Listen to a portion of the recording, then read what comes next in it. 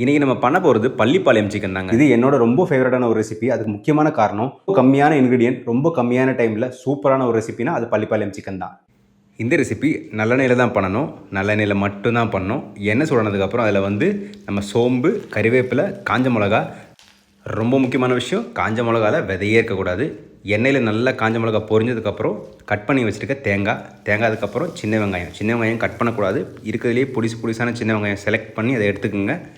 தேவையான உப்பு போட்டு இது மாதிரி வதங்கி வரணும். இது மாதிரி வதங்கி வந்ததுக்கப்புறம் இஞ்சி பூண்டு விழுது தாராளமாக போடணும். அப்போ தான் சிக்கன் சாப்பிடும்போது நல்லா ஃப்ளேவராக இருக்கும்.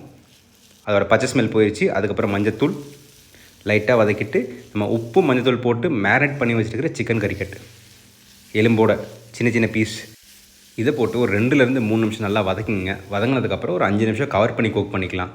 கவர் பண்ணி திறந்து பார்க்கும்போது நல்லா வெல்டனாக இருக்கும். நல்லா ட்ரை பண்ணிங்கன்னா மசாலா எல்லாம் சேர்ந்து சிக்கனோட பிரண்டு இருக்கணும். சாதத்து கூட செம்மையாக இருக்கும். வேற என்னங்க, எப்பவுமே சொல்கிறது தான், everybody can cook and everybody has to cook.